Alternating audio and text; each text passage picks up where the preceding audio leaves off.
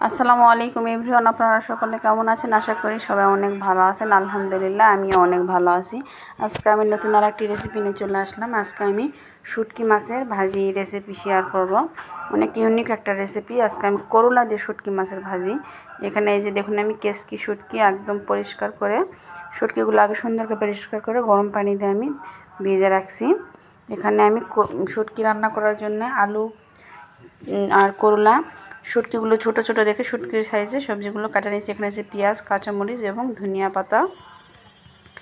এগুলো দিয়ে আমি শুটকি মাছের আজকে অনেক মজাদার ভাজি রেসিপি রান্না করব। আপনারা তো অনেক কিছুভাবে রান্না করেন, কিন্তু করলা দিয়ে কোনো দিন খাইছেন নাকি? কিন্তু এভাবে একবার হলেও রান্না করে দেখবেন, অনেক মজা লাগবে।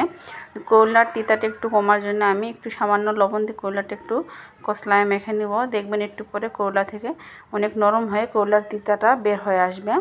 তারপর আমি করলা দিয়ে শুটকি মাছের রেসিপিটা রান্না করব। সব সবজি আমি সুন্দর করে ধুয়ে নিয়েছি। নিয়ে দেখুন করলা, আলু, এখানে আমি একটা কড়াই নিয়ে নিয়েছি। শুটকি মাছগুলো সুন্দর করে আমি ধুয়ে নিয়েছি। শুটকি মাছ খাইতে মজা, কিন্তু এটা একটু বেশি সুন্দর করে পরিষ্কার করতে হবে। একদম উষুম গরম পানি দিয়ে ভিজিয়ে রাখবেন, তাহলে দেখবেন এর জীবাণুগুলো চলে যাবে।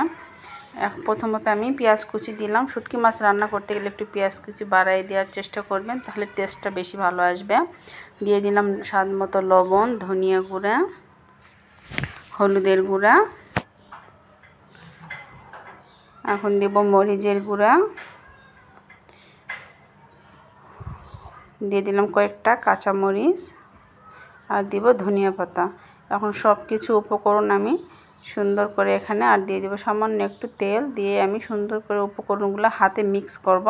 হাতে মেখে অনেক মজাদার একটা রেসিপি রান্না করব। দেখবেন মাছ মাংস খাইতে খাইতে আপনাদের ভাত অনেক সময় খাইতে মন না চাইলে, তখন এরকম একটা শুটকি মাছের একদম শর্টকাট, অল্প সময়ে ঝটপট, মানে অল্প কিছু উপকরণ দিয়ে অনেক মজাদার একটা রেসিপি আপনারা রান্না করে খেতে পারবেন। আপনারা যারা খাইছেন হয়তো জানেন, যারা হয়তো খাইছেন না তারা একবার হলেও এভাবে রান্না করে দেখবেন।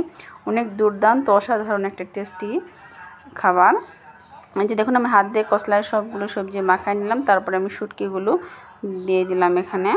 দিয়ে শুটকি দিয়ে একটু আলতো হাতে, এখন বেশি মাখবো না, আলতো হাতে একটু মানে মিক্স করে দিলাম। আর এখানে সামান্য একটু পানি দিয়ে দিব। শুটকি মাছেরটা আমি ভাজি রেসিপি রান্না করবো দেখে বেশি পানি অতটা দিব না। আর সব সবজি ছোট ছোট করে কেটে নিছি।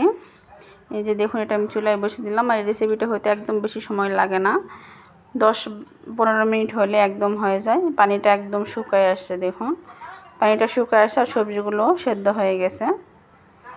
এখন আমি একটু হালকা হাতে ভেজে নিব। এভাবে আপনারা একবার হলেও ঘরে রান্না করে দেখবেন, অনেক মজা লাগবে।